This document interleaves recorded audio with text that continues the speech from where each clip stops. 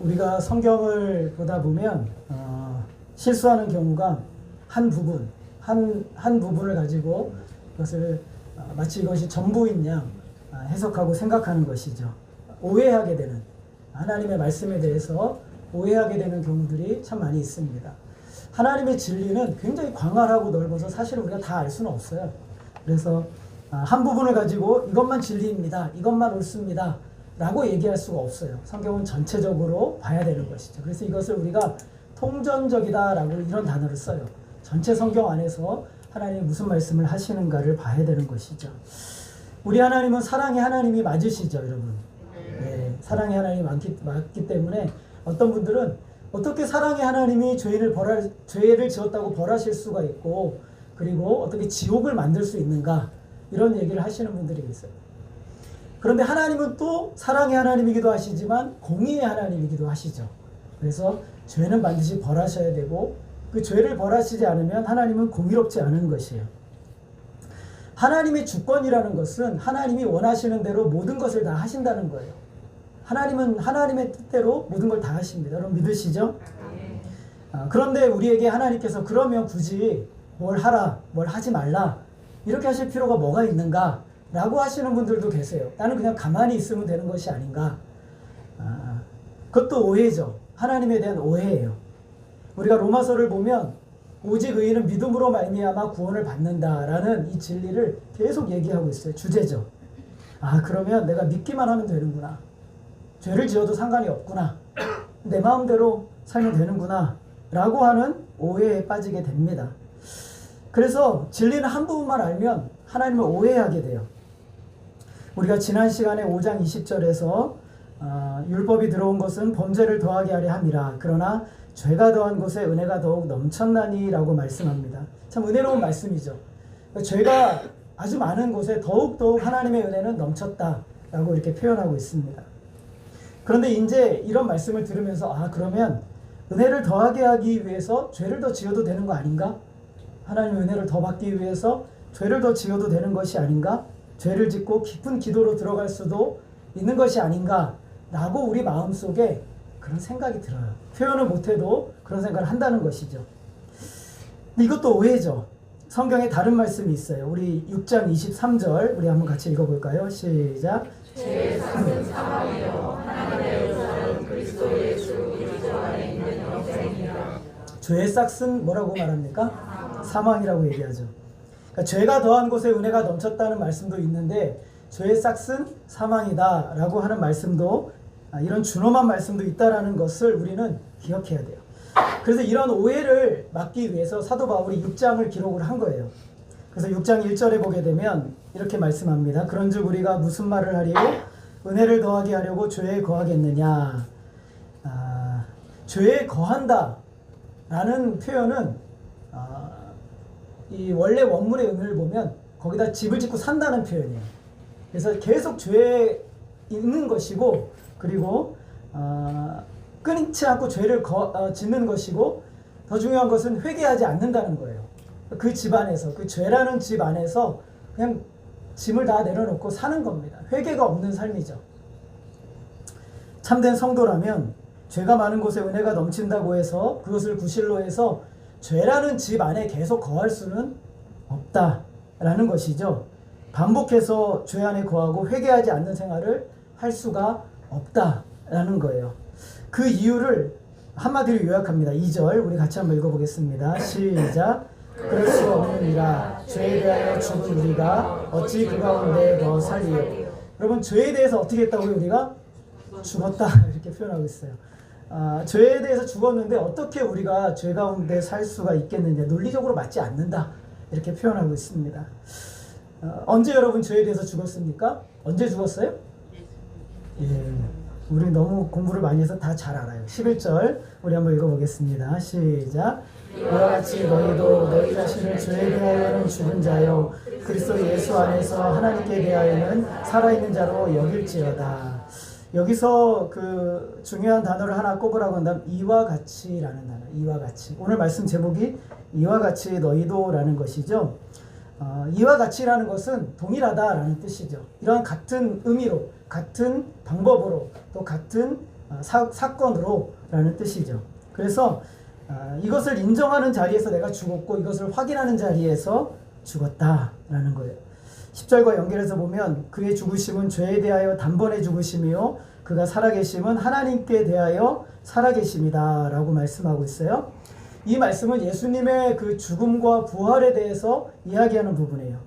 언제 내가 죽었어요? 예수님이 죽었을 때 나도 죽었다라는 것이고, 언제 내가 살았습니까? 예수님이 살아나셨을 때 나도 살았어요. 이와 같이 예수님은 여자에게 태어나셨죠. 여자에게 태어나셔서 죄가 지배하는 이 세상에 들어오셨어요. 율법을 만드신 분이 자신의 율법 아래 복종하시고 순종하는 삶을 33년을 사셨던 거예요. 그리고 율법을 통해서 시험하는 죄인으로서의 모습으로 예수님은 사셨어요. 죄의 지배를 받는 모습으로, 천사보다 못한 모습으로 잠시 사셨어요. 죄로 인해서 세례를 받으셨고 마귀에게 시험도 받으셨어요. 죄로 인해 죽었던 나사로를 무덤 앞에서 눈물을 흘리며 괴로워하셨죠. 죄인의 모습으로 예수님은 십자가에서 나의 하나님 나의 하나님 어찌하여 나를 버리셨나이까 라고 탄식하며 통곡하셨어요. 괴로워하셨죠. 그리고 드디어 저와 여러분의 죄와 허물을 지시고 죄인의 모습으로 십자가에 죽으셨어요. 이 죽음을 성경은 뭐라고 말하냐면 단번에 죽었다라고 말하는 거예요. 따라합시다. 단번에 죽으셨다. 그러니까 예수님의 죽음은 단번에 죽는 죽음이었어요. 이 단번에라는 의미가 무엇이냐면 모든 죽음을 한 번에 해결하셨다라는 거예요. 모든 죽음을 한 번에 해결하셨다라는 거예요. 그래서 이 죽음은 쉽게 말하면 예수님께서 33년의 삶을 사셨던 그 영향으로부터 완전히 끊어졌다는 거예요. 죄의 영향, 죄의 고통, 죄의 탄식, 죄의 아픔, 이 모든 것으로부터 예수님은 죽으셨다라는 거예요. 그러니까 육신으로 사셨던 제한받고 한계 가운데 있었던 그 모든 죄의 영향에서 죽으셨다라는 거예요. 언제요? 십자가에서. 굉장히 이것을 아는 게 중요해요. 예수님이 죽으셨다. 예수님 그냥 몸이 죽었구나. 그게 아니에요. 죄의 영향, 죄의 결과, 죄의 효과, 죄로 말미암는 고통, 탄식, 질병, 아픔, 이 모든 것으로부터 자유하셨다. 이제는 죽으셨다라는 것이죠. 그래서 죄의 세력에서 완전히 벗어나셨어요. 그러면서 예수님께서 그렇게 되셨다면 따라하겠습니다. 이와 같이 우리도 죽었다. 이렇게 표현하는 거예요. 이것을 우리가 꼭 기억해야 돼요. 죄의 영향으로부터 말미암는 모든 것으로부터 내가 죽었다. 이것을 지금 사도 바울이 로마서 6장에서 선언하고 있는 거예요. 굉장히 놀라운 표현이에요. 우리 죽었다라는 표현을 우리는 그냥 난 지금 살아있으니까 그런 개념으로 생각하면 안 돼요. 완전히 죄에 대해서 죽었다. 그리고 예수님 부활하셨죠. 4절에 보면 이는 아버지의 영광으로 말미암아 그리스도를 죽은 자 가운데서 살리셨다라고 말하고 있어요. 하나님의 영광, 이것은 무엇이냐면 여기서 말하는 하나님의 영광은 성령의 능력이에요. 하나님께서 성령의 능력으로 누구를 살리셨어요? 예수님, 예수 그리스도를 살리셨어요. 일으키셨죠. 죽은 자 가운데서. 사도행전 2장 24절 우리 같이 한번 읽어보겠습니다. 시작. 하나님께서 그를 사망의 고통에서 풀어 살리셨으니 이는 그가 사망에 매여 있을 수 없었습니다. 죽음이 예수님을 붙들어 놓을 수 없었다. 똑같은 표현이에요. 예수님이 죽으심으로 부활하셨는데 죽음이 계속 예수님에게 공격을 해오는데 그 공격의 영향권에서 완전 벗어나셨어요.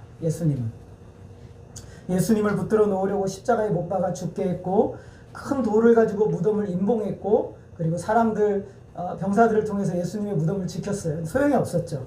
예수님 부활하셨어요. 죄와 사망의 권세를 이기시고 부활하셨다. 예수님의 부활은 하나님께 대하여 사신 것이다 라고 표현하고 있어요.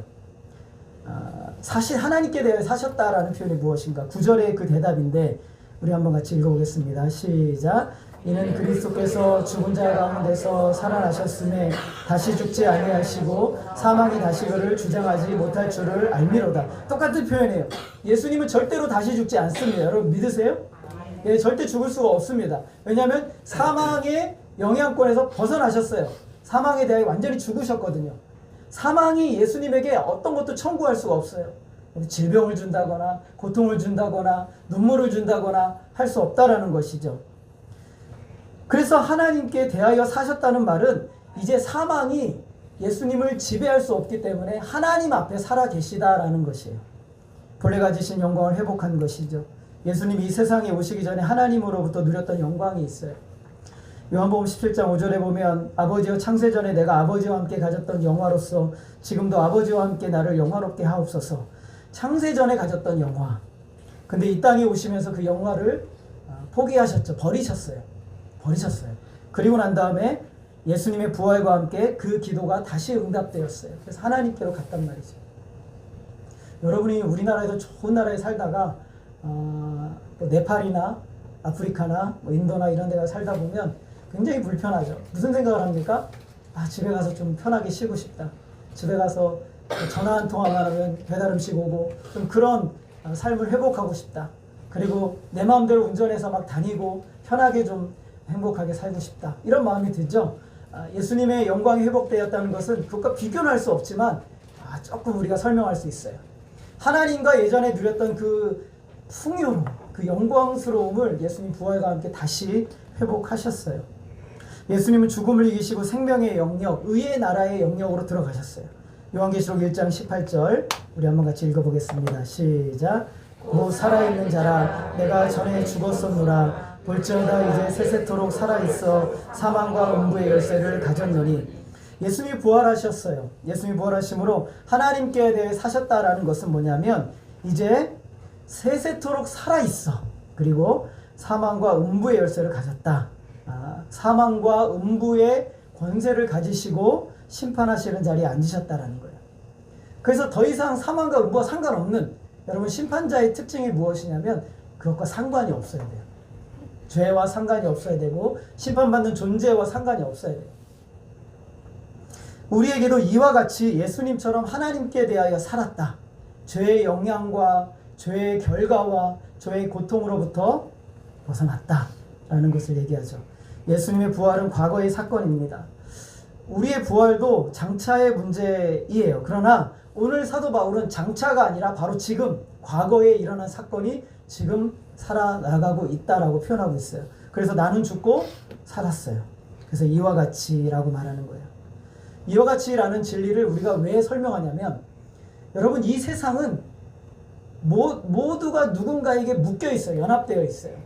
우리는 인정하지 않을지 모르지만 우리가 예수 믿기 전에는 아담과 다 연합이 되어 있어요. 그래서 아담과 말미암는 영원한 죄의 결과가 그의 운명이에요.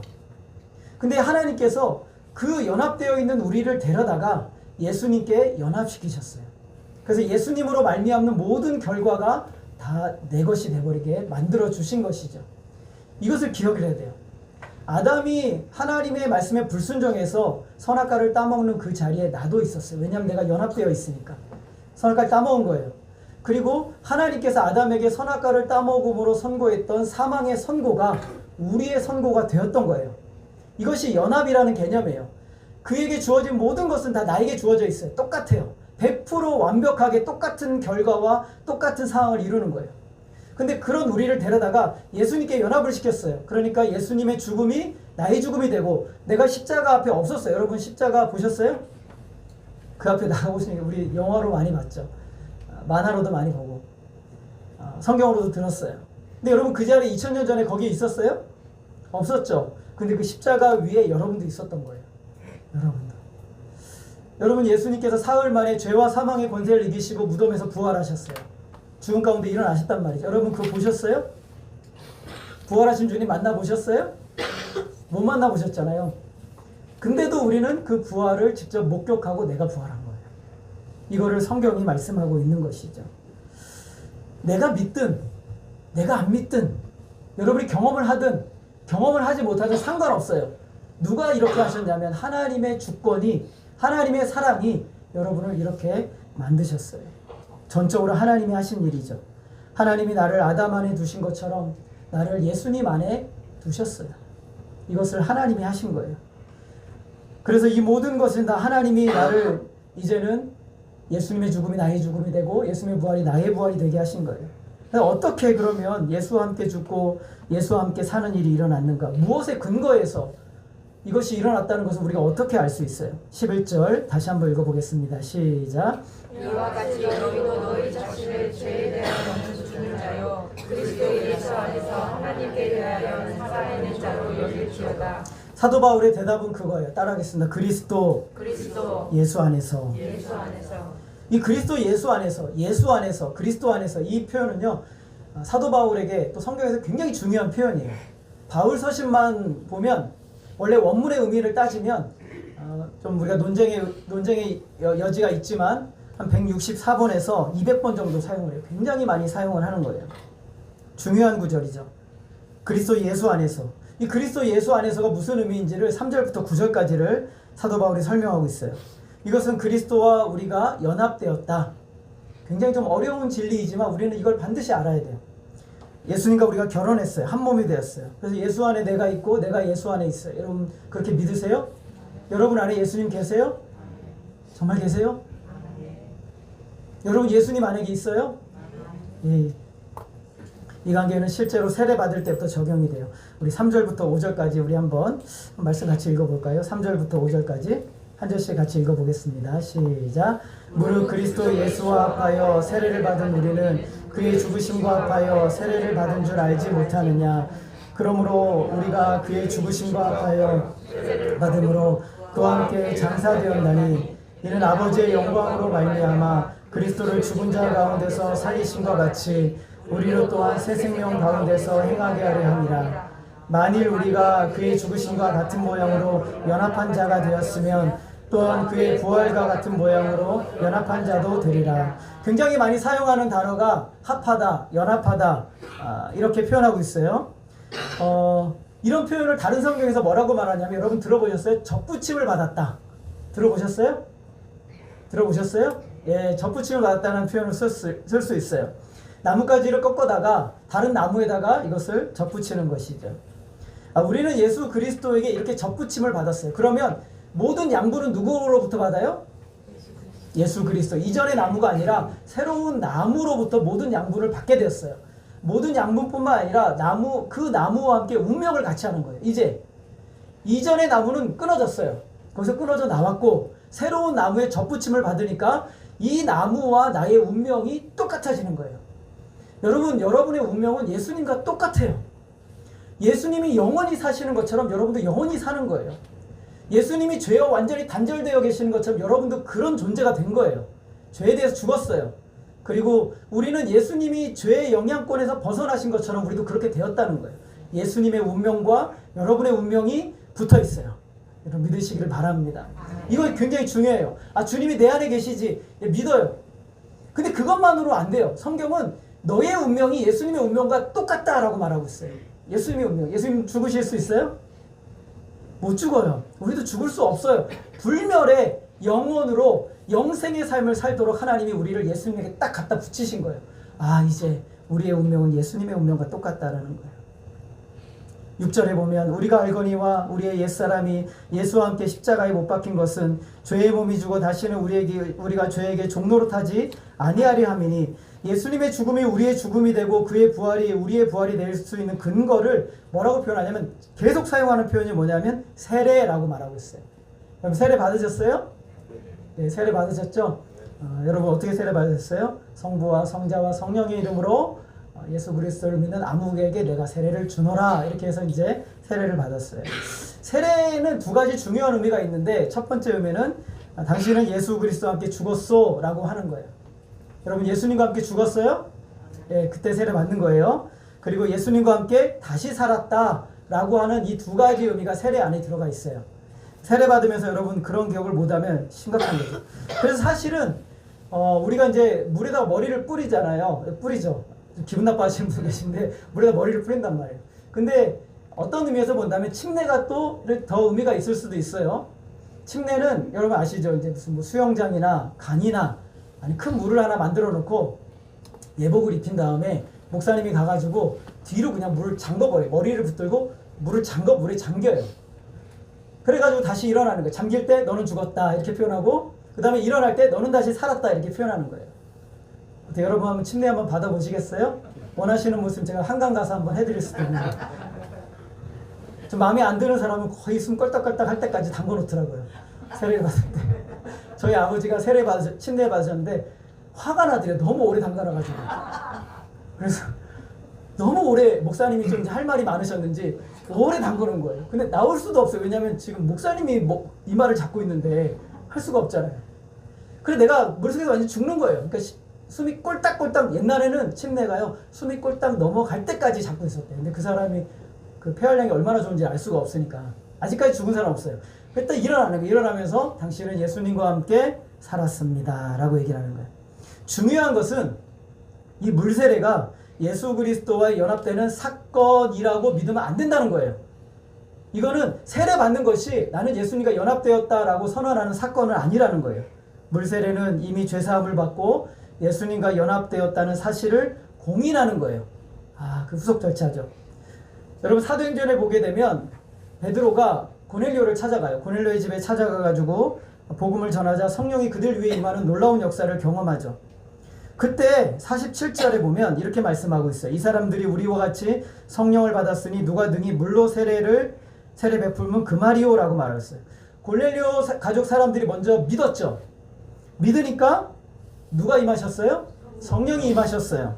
성령이 임하자 뭘 줬어요? 물세례를 준 거예요. 자, 물세례는 일어난 사건의 확인이에요. 이 사람이 정말 예수 믿는 사람이구나. 성령이 그 가운데 임재해 계시는구나 라는 확인하는 사건이에요. 우리가 예수 그리스도와 연합하는 사건은 예수를 주로 믿고 고백하는 순간에 이루어지는 거예요. 여러분 믿으십니까? 예수를 진정으로 믿음으로 고백하는 사람에게 성령이 임하세요. 저와 여러분이 알 수도 있고 모를 수도 있어요. 성령님이 여러분을 감동시키시고 여러분을 새 사람으로 만드시는 사건이 일어나죠. 그때 이미 나는 예수 그리스도 안으로 들어온 게 된 것이에요. 연합된 것이죠. 그러면서 얼마 동안 성역 공부하고 교회에서 하는 것들을 좀 본 다음에 그 다음에 이 사람이 정말 성령 받았구나 라고 하면 세례를 주는 것이죠. 세례를 받아야 드디어 그리스도와 연합되었다고 말하는 사람들은 천주교인들이에요. 천주교에서 그렇게 얘기해요. 고린도전서 12장 13절 우리 한번 같이 읽어보겠습니다. 시작. 우리가 유대인이나 헬라인이나 종이나 자유인이나 다 한 성령으로 세례를 받아 한 몸이 되었고 또 다 한 성령을 마시게 하셨느니라. 성령의 세례를 통해서 형제들과 한 몸이 되었어요. 그리스도와 한 몸이 되고 형제들 안에 한 몸이 되었어요. 그리스도와 하나 되는 놀라운 역사를 체험하게 되는 것이죠. 그리스도와 함께 십자가에 못 박힌 나는 누구예요? 그리스도와 함께 십자가에 못 박힌 나는 누구예요, 여러분? 오늘 6절에 보면 이 사람을 누구라고 말하면 따라하겠습니다. 옛사람. 옛사람이 죽었어요. 옛사람이 죽었단 말이에요. 이건 우리의 본성도 말하는 것이 아니고 우리의 몸에 남아있는 죄성도 아니에요. 이 옛사람이 누구냐면 아담과 함께 죄를 지었던 나예요. 아담과 함께 사망 선고를 받았던 나예요. 이 옛사람이 언제 죽었다고요? 예수님 십자가에 죽으실 때 죽었다라는 거예요. 이 옛사람, 이 옛 자아가 예수와 함께 십자가에 죽었어요. 죽음이 오면 인간관계가 완전히 끊어지죠. 법적 관계도 다 끊어져요. 생존 관계도 끝나는 거예요. 제가 민복 집사님한테 한 10억을 빚졌다고 봐요. 근데 제가 죄송한데 제가 주님께 부름받았어요. 그러면 집사님 저한테 청구를 할 수가 없죠. 우리 가족, 물론 가족이다 할 수 있을지 모르겠지만 집사님 청구하지 않으실 거예요. 죽음은 모든 법적 관계에서 끝나는 거예요. 판사도 시체를 앞에 놓고 형량을 선고할 수가 없는 것이죠. 죽음은 모든 것으로부터 자유하는 거예요. 옛사람이 예수와 함께 죽었기 때문에 죄와의 관계가 끊어져 버렸어요. 죄는 더 이상 우리를 향해 힘을 쓸 수가 없게 되는 거예요. 죄는 우리를 더 이상 지배할 수가 없어요. 여러분 이걸 알아야 돼요. 이걸 알아야 돼요. 죄는 나를 지배할 수 없다. 여러분은 너무 쉽게, 저와 여러분은 너무 쉽게 죄의 문을 열어줘요. 그냥 죄와 살아요. 내 옛사람이 죽었는데도, 죄는 나에게 영향력을 끼치지 못하는데도 계속 문을 열어줘요. 계속 열어주는 거예요. 나는 죄와 아무 상관이 없는데도 계속 문을 열어주는 거예요. 우리가 죽었다는 걸 어떻게 확실히 알 수 있어요? 여러분 옛사람이 죽었다는 거 어떻게 알아요? 우리가 죽었다는 확실한 증거가 성경에 나오는데 그게 뭐냐면 예수님이 십자가에 못 박혀 죽으셨어요. 그거예요. 예수님이 장사되셨어요. 예수님이 장사되신 사건이 우리가 죽었다는 가장 확실한 증거예요. 왜냐하면 예수님은 우리의 옛 자아를 가지고 옛사람을 가지고 십자가 위에서 죽으셨거든요. 예수님이 죽으신 게 뭐 그렇게 중요해? 신학자들 중에 그렇게 논쟁하는 사람도 있어요. 죽으셨을 수도 있고 안 죽으셨을 수도 있지. 그렇게 얘기하시는 분도 있어요. 제가 신학교에서 공부하다 보니까 그런 교수님도 있더라고요. 용기가 없어가지고 말을 제가 못했는데 저보다 나이 많은 선배, 나이 많은 형이죠. 그 전사님이 손을 번쩍 들더라고요. 교수님 말씀대로 하면 예수님의 부활은 가짜입니다. 교수님 말씀대로 하면 우리의 옛 자아가 죽은 것도 가짜입니다. 교수님 말씀대로 하면 우리의 부활은 없습니다. 교수님이 할 말을 잃었어요. 이렇게 말하는 학생들을 못 봤거든요. 여러분, 예수님이 죽으시지 않았으면, 정말 죽으신 것이 아니면 예수님의 말씀도 거짓이고 예수님의 부활도 거짓이고 우리의 옛사람 죽은 것도 거짓이고 죄와의 단절도 거짓이에요. 예수님의 십자가의 죽음이 그만큼 중요한 거예요. 그렇게 중요한 거예요. 예수님 확실히 죽으셔서 장사되셨어요. 그러므로 우리의 옛사람도 완전히 죽었어요. 죽고 또 죽을 필요가 없어요. 6절 한번 같이 읽어보겠습니다. 시작.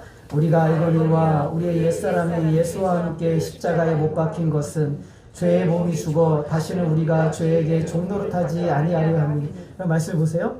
우리의 옛사람이 누구와 함께 십자가에 못 박혔어요? 예수와 함께 못 박혔어요. 죄의 몸이 어떻게 됐대요? 죽었어요. 다시는 우리가 누구에게 종노릇하지 않아요? 죄에게 종노릇하지 아니하려 함이니. 죄에 지배받고 죄에 끌려다니는 존재가 이미 십자가에 죽었어요, 여러분. 예수님이 부활하심으로 우리는 예수와 함께 다시 살아난 존재가 되었어요. 새로운 신분, 새로운 사람이 되었죠. 4절에 보면 그러므로 우리가 그리스도 그의 죽으심과 합하여 세례를 받음으로 그와 함께 장사되었나니 이는 아버지의 영광으로 말미암아 그리스도를 죽은 자 가운데 살리심과 같이 우리를 또한 새 생명 가운데서 행하게 하려 함이라. 여러분 장사되셨어요. 여러분의 옛사람, 저와 여러분의 옛사람은 장사되었죠. 우리는 죄와 죽음이 다스리는 세력에서부터 벗어났어요. 붙들려 있지 않아요. 우리는 예수 그리스도가 다스리시는 의의 나라에 이미 있는 거예요. 마지막 때 예수님이 재림하실 때 살아난다는 말이 아니라 이미 살아있다라고 말씀하고 있는 거예요. 예수와 연합하여 지금 살아있어요. 하나님 보좌 우편에 계신 예수님, 내가 거기 같이 있는 거예요. 이것이 성경의 말씀이에요. 예수와 함께 죽고 예수와 함께 산 예수 그리스도 안에 있는 우리가 은혜를 더하게 하려고 죄에 거할 수 있느냐? 없다. 그럴 수 없다. 왜냐하면 너희는 죄에 대해서 죽었어 라고 말씀하고 있기 때문에 그래요. 11절 다시 한번 읽어보겠습니다. 시작. 이와 같이 너희도 너희 자신을 죄에 대하여는 죽은 자요 그리스도 예수 안에서 하나님께 대하여는 살아있는 자로 여길지어다. 여길지어다 라는 단어가 좀 약해 보이잖아요. 근데 원래 원문엔 그렇지 않아요. 믿으세요 라는 단어보다 더 강력해요. 실제로 실제다 라는 것을 얘기하는 거예요. 깨닫든지 깨닫지 못하든지 상관없어요. 사실이라고 받아들이라. 사실이에요. 일어난 일이에요. 이것이 여러분에게 일어난, 여러분 감정적으로 느끼지 못하더라도 이것이 여러분 안에서 일어났단 말이에요. 우리 안에서 일어난 사건이에요. 성경 안에 성경 말씀으로 하나님이 말씀하셨으니 믿으라는 거예요. 그런데 나는 여전히 죄를 짓는 것이 많아요. 그리고 죄에 빠지죠. 어떻게 내가 옛사람이 죽었다고 말할 수 있을까? 아직도 습관적인 죄 때문에 몸부림을 치고 괴롭고 고통스럽잖아요. 어떻게 내가 죄의 지배를 받지 않는다고 말할 수 있을까? 여러분 자신을 보면 안 돼요. 나 자신을 보라는 게 아니에요. 성경은 여러분을 보라고 말하지 않아요. 성경 어디 구절에도 여러분을 보라고 말하지 않아요. 누구를 보라고요? 예수를 바라보라. 따라하겠습니다. 예수를 바라보라. 예수를 바라보라. 우리 지난주 수요일날 사사기 공부하면서 기드온 얘기를 전선생님이 하시면서 기드온이 전쟁할 때 결정적인 실수 하나 했어요. 뭐라고 말하냐면 여호와를 위하라. 따라하겠습니다. 여호와를 위하라. 기드온을 위하라. 근데 따라하면 안 돼요. 여호와를 위하라까지 좋았어요. 근데 갑자기 뭐라 하냐면 기드온을 위하라 이렇게 표현하고 있어요. 오늘 우리 안에 끊임없는 이 죄에 대한 문을 열어줌이 우리 속에 너무나 강력하다라는 것을 우리는 볼 수 있어요. 죄에 대해 죽었는데 우리가 바라볼 것은 기드온이 아니에요. 우리가 바라보는 사람은 삼손이 아니에요. 우리가 바라보는 존재는 모세도 아니란 말이에요. 아브라함도 아니고 다윗도 아니에요. 바울도 아니고 베드로도 아니에요. 우리가 바라볼 분은 오직 예수 그리스도 밖에 없어요. 그분만 바라보셔야 돼요. 내가 어떻게 죄에 대해 죽었어요? 예수 그리스도가 죄에서 죽으셨잖아요. 나도 죽었어요. 주님을 바라봐야 돼요. 내가 어떻게 살았어요? 예수님이 죄와 사망의 권세를 이기시고 사흘 만에 부활하셨잖아요. 나도 사는 거예요. 하나님이 저와 여러분을 예수님에게 딱 붙여가지고 예수님의 운명이 여러분의 운명이 되게 해주셨어요. 저는 말씀을 보다가 이 생각만 하면 가슴이 떨려요. 내가 도대체 뭐길래 나 같은 존재를 데려다가 이 죄 많은 나를 데려다가 예수님에게 딱 붙여서 예수님의 운명이 되게 하셨는가. 신비롭고 놀랍고 감동적이고 기뻐요. 내가 실패해도 내가 실수해도 나는 절대로 영원히 실패하진 않아. 내가 예수님의 운명 안에 들어가 있거든. 그 운명이 나의 운명이야. 예수님의 것이 나의 것이죠. 요즘 예수님을 바라보시기를 바랍니다. 이것이 중요해요. 여러분 느낌을 의존하지 마세요. 감정을 의존하지 마세요. 예수님을 바라보세요. 나는 예수와 함께 산 새 사람이죠. 나는 예수 그리스도가 지배하는 나라에 이미 있어요. 은혜 안에 살아가요. 은혜가 왕노릇하는 나라 안에 여러분 있는 거예요. 예수 믿는 순간 이전에 나는 죽었어요. 자꾸 과거의 생각에 빠지지 마세요. 물리쳐야 돼요. 물리쳐야 돼요. C.S. 루이스가 쓴 책을 보다 보니까 그런 얘기를 해요. 우리가 이제 죄에 빠질 때마다 우리 마음속에 이미 하나님이 주신 영역이 있는데 그 영역을 자꾸 내놓으려고 한대요. 우리가 이것도 가지세요. 이거 가지세요. 그런단 말이죠. 어느 날 여러분 집에 칼을 들고 도둑이 들어왔어요. 도둑이 들어왔는데 무섭잖아요. 도둑이 막 챙겨요. 뭐 여러분 집에 돈 제일 많은 분이 누군지 모르는데 거기서 뭐 반지도 챙기고 목걸이도 챙기고 다이아는 아마 제가 볼 때 여러분 없을 것 같고 다이아도 챙기고 다 챙겼어요. 다 챙기니까 우리 전사님 댁에 딱 들어왔는데 김대열 집사님 딱 그러는 거예요. 다 가져갔으니까 당신이 그냥 박명자 전사님 남편 하세요. 은혜의 아버지 하세요. 난 그냥 나갈래. 이렇게 하는 사람 있어요, 여러분? 다 뺏겨도 그 자리는 내주면 안 되는 거예요. 무슨 말인지 아시겠어요? 그 자리, 생명의 자리, 구원의 자리, 나에게 영원한 생명을 주신 그 자리는 내어주면 안 되는 거예요. 여러분 존재를 부인해서는 안 된다는 거예요. 존재를 부인하면 안 돼요. 예수와 함께 죽었다고 살아났다는 이 연합관계를 알면 신앙의 유익이 굉장히 좋죠. 그죠? 첫 번째로는 죄에 쉽게 끌려가지 않아요. 내가 죄의 지배를 받는 사람이 아니라는 이것을 고백하세요. 여러분 죄의 유혹이 올 때마다 나는 죄의 지배에서 벗어났어. 죄의 지배를 받는 사람이 아니야. 라고 고백하세요. 주님께 기도하세요. 주님, 이 죄의 지배받는 영역에서 내가 더 이상 거기에 붙들리지 않게 해달라고 기도하세요. 벗어나야 돼요. 그렇게 삶을 살아가야 되는 거예요. 6장 11절의 말씀을 자꾸 묵상하세요. 외울 수 있으면 외우세요. 그 말씀으로 선포하세요. 두 번째는 죄에 빠져도 절망하지 않고 금방 일어나서 회개하고 돌이키죠. 죄 속에 오래 머물 수가 없어요. 괴롭거든요. 고통스러워요. 죄 속에 오래 머물면서 씨름하는 옛 자아가 죽었다는 것을 알기 때문에 더 이상 머물지 않아요.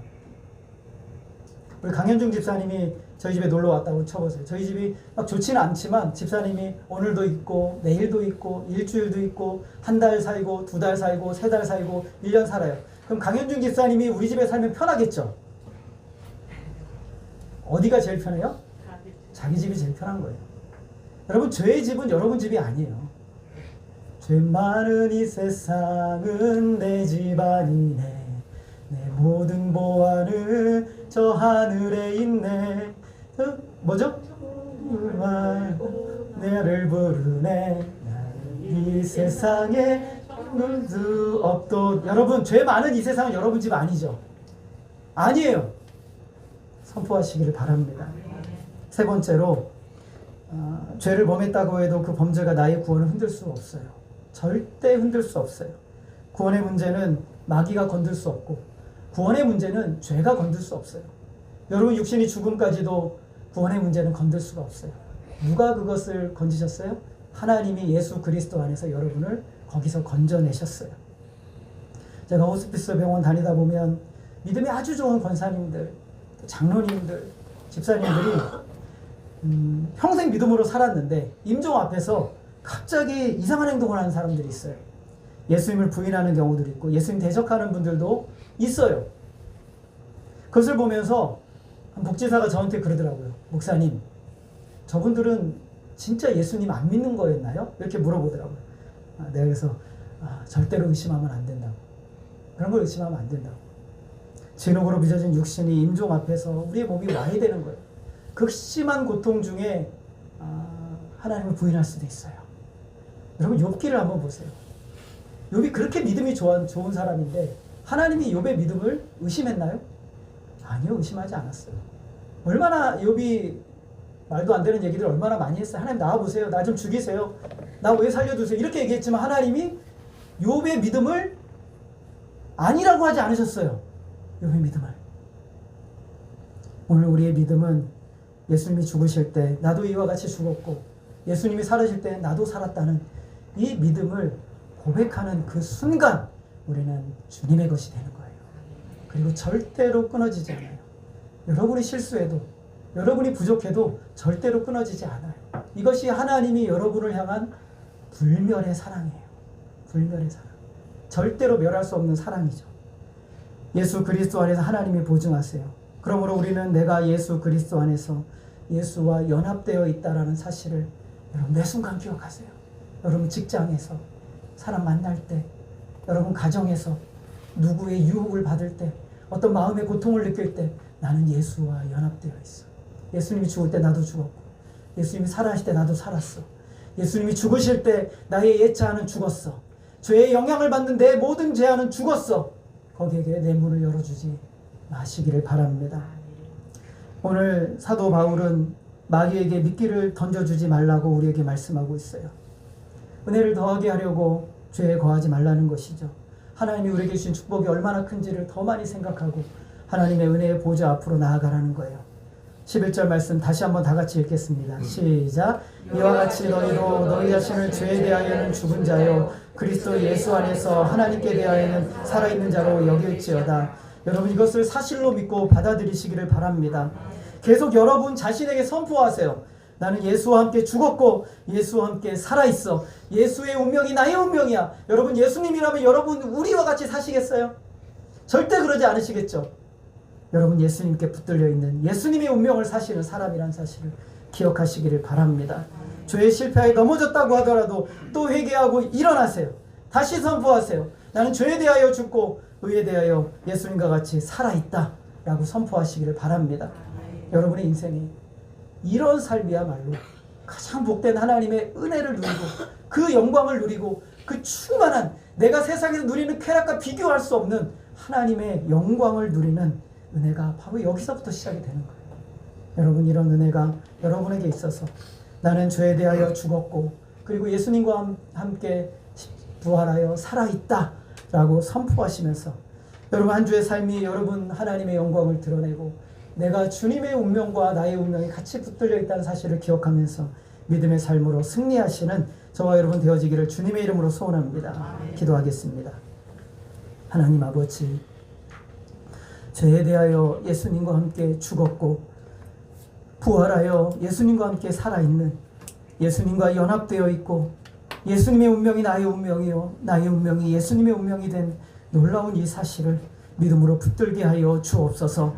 어떤 상황과 환경이 나에게 몰아쳐온다 할지라도 주님 이 진리 붙들고 이 약속의 말씀 붙들고 믿음으로 살아가게 하여 주옵소서. 마귀의 유혹이 끊임없고 흔들리고 우리를 넘어뜨리려 하는 순간들이 끊임없이 오지만 하나님 이 말씀을 그대로 선포하며 내가 죄에 대하여 죽었노라 내가 부활하여 주님과 함께 살아있노라 선포하며 나아가는 믿음의 삶이 되게 하여 주시옵소서. 마귀가 건들지 못하고 주님의 영광스러운 삶을 살아내며 주님의 복된 역사를 위하여 드려지는 우리의 인생이 될 수 있도록 역사하여 주시옵소서. 하나님만이 홀로 영광 받아 주시기를 간절히 원하오며 예수님의 이름으로 기도하였습니다. 아멘. 우리 286장 같이 찬송하겠습니다.